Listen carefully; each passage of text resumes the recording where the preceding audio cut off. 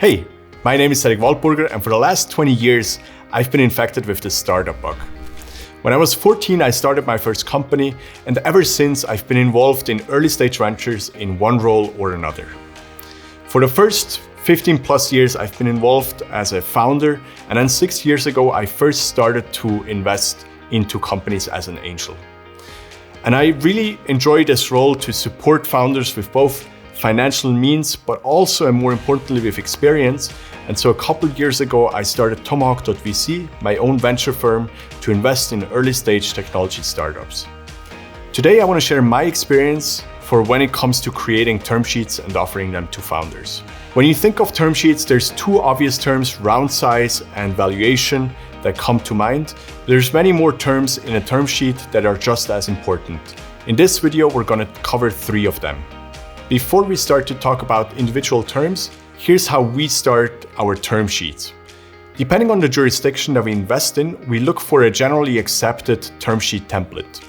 For Switzerland, that's the template term sheet provided by SECA, the Swiss Association for Private Equity and Venture Capital. Using a template will allow you to not make any mistakes and get a good idea for what is generally accepted in that jurisdiction. So without further ado, let's jump in and talk about these terms. Term number 1, liquidation preference. The liquidation preference governs how and in which order any of the shareholders receive proceeds in case of an exit. There's a number of scenarios. The most trivial and straightforward, and also the one that's most desirable, is the company sells for a multiple of what the last round's valuation was. In that case, everyone's happy and no one will make use of their liquidation preference. But there's 2 more scenarios. Number 1, the company gets dissolved for very, very little money, and then the liquidation preference might apply but isn't that important.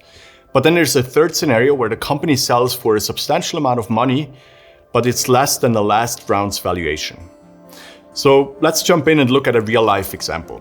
Let's say the company Pied Piper raises $1 million at a $4 million pre-money valuation. That would mean after the round, you as the investor own 20% of the equity and the founders own 80% of the equity. Unfortunately, the company doesn't do as well as everyone thought. It could be due to many factors, but let's say the sales team didn't perform, and unfortunately the sales efforts didn't scale as much as everyone had hoped, or the pain point in the target market just wasn't as big as expected. Nevertheless, Pied Piper uses that $1 million to create a great piece of technology and a great product.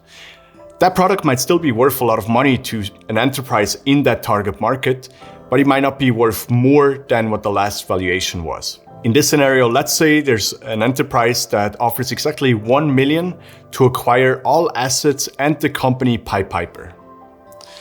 Now, if there's no liquidation preference in place, what would happen? You as the investor, you would get 20% of the proceeds, which is only $200,000, and the founders will get $800,000. Now that's not fair, because you as an investor who took the risk to invest in the company early on, you lose 80% of your investment while the founders become rich in the process. And that's why we create a liquidation preference. A liquidation preference typically states a 1x non-participating preference. Now let's take this apart. The 1x means you will get your money back once before anyone else receives anything from the rest of the proceeds. And the non-participating part means once you have received your money once, you do not participate in the rest of the proceeds. And that brings me to an important point. The liquidation preference is a right, not an obligation. So you're most likely to make use of this only in the scenario where it benefits you, and in the scenario where the company sells for more than the last valuation, you will not make use of your liquidation preference. Now there's variations of this as well. Instead of the 1x, you could have a 2x or even higher, and that would mean instead of getting your money back once before everyone else, you get it back twice or even more before anyone gets to participate in the proceeds. And then of course for the second part, there's a variation as well. Instead of non-participating, you could have a participating liquidation preference. What that would mean, once you've already received your money back, you still get to participate according to your pro rata equity holdings. So as often in later stage rounds, it all depends a bit on demand and supply. Meaning, if there's a lot of demand to invest in the company, its founders, and the existing shareholders will be able to negotiate a standard 1x non-participating liquidation preference. But in case it's hard to get follow-on funding, sometimes you might have to agree to a non-standard liquidation preference in follow-on rounds. Well, there's really two reasons. Number one, you only succeed if the company succeeds. And the company can only succeed if it can get great investors in its follow-on rounds. And it will only be able to do so if there's standard terms and if the company is set up for great investors to invest in it. The second reason is founders need to be incentivized. If the founders feel like they're working for you instead of for themselves and for their employees, they might not be as motivated to go on the 10-year roller coaster that a startup really is. And so negotiating anything but a non-standard liquidation preference in the early rounds will just set you up for failure. So I strongly believe that you should not invest in common shares either as a business angel or an institutional investor, because it doesn't create the alignment that you need between the investors and the founders. But I do understand that there are scenarios and situations where either time is too short to spend all the time negotiating these terms and explaining them, learning about them, or the amount of money is just so small that it's not significant. What I do recommend in that scenario is not to do a priced round, meaning you don't invest into equity, but instead to write a convertible note. That gives you the flexibility to not only keep that convertible note open and receive the money very quickly, but also to push that discussion until the next priced round, when you will hopefully have more time to sit down and talk about these terms. Team is everything in an early stage venture. At the point where you invest, most likely there's the founders and a few employees. But in order to make the company big and successful, you will need to bring on lots of talented people. And that's why the second term that we're going to cover is option pool or incentive plan. Aside from the culture that's different to an enterprise or corporate environment, there's one more benefit that startups typically bring to the table, and that is a long-term upside. Now, this option pool can be structured in many ways. It can be shares or options, or it can be phantom stock versus real stock. But we're not going to dive into all these different variations here, because depending on your stage and the regulatory environment that you're in, that question is best left for your lawyer or tax advisor to be answered. But all of these plans have one thing in common: they're going to be dilutive to you. The simplest way to think about the option pool or incentive program is to think of it as a debt that the company takes on and has to repay against its employees once the company reaches an exit. Let's use a simple example. Let's say Pied Piper has been very successful and it has grown its revenues in the last few years, brought on lots of talented people in the process, and it has now received a purchase offer of 100 million. In the process of getting there, it has given out 15% of an option pool to its employees. You as an investor still hold 20% in the company.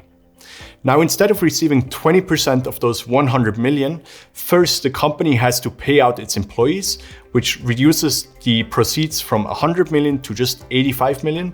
And you are now going to participate in that with your 20% shareholding.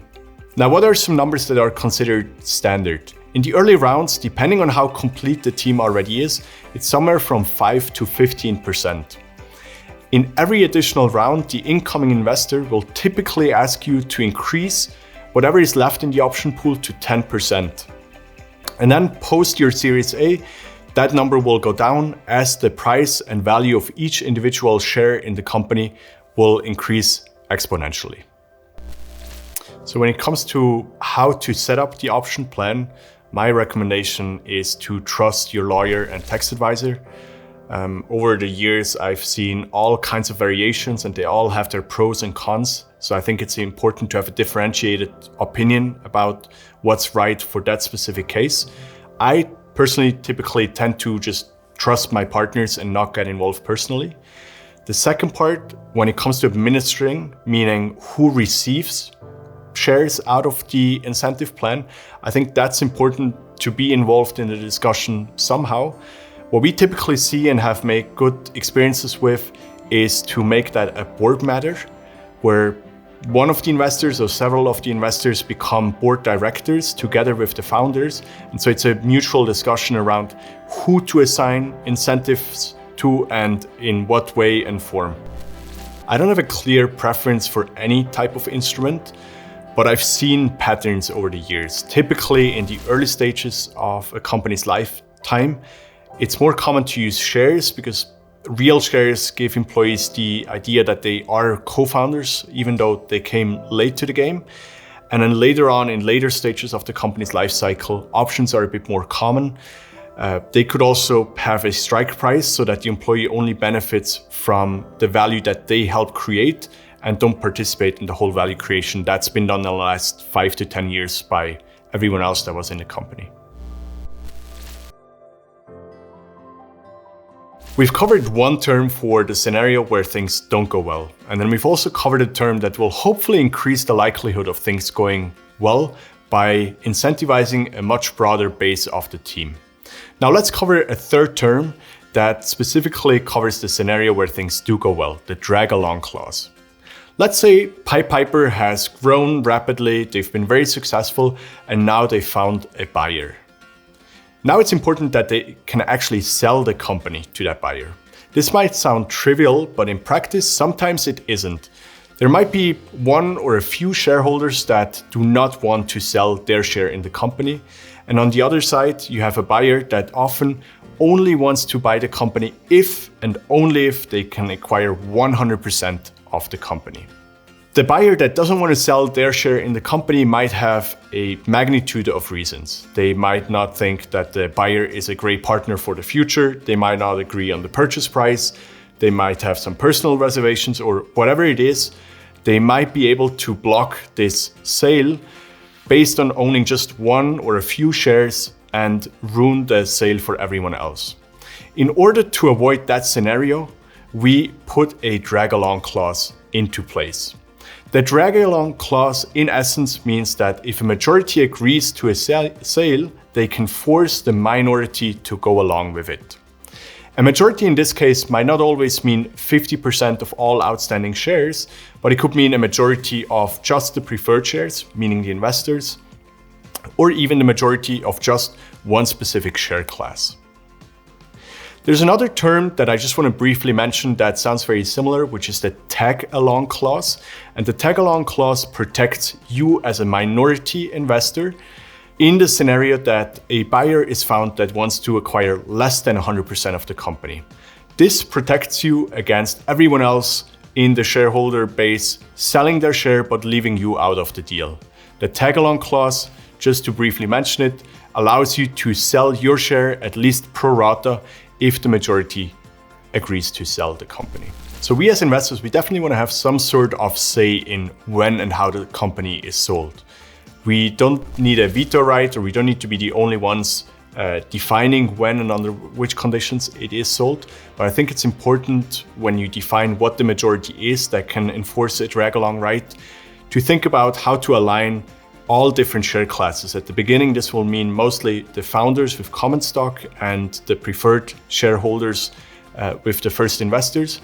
And then later on, you might want to expand that formula to incorporate later investors as well. To summarize, when you get to the exciting moment of writing your first term sheet, it's important to not only think of the obvious terms, like round size and valuation, but to also think about a few scenarios that could happen in the future. We covered 3 terms today. Number 1, liquidation preference. This protects you in the scenario where the company unfortunately has to sell for less than the last round's valuation. Number 2, option pool.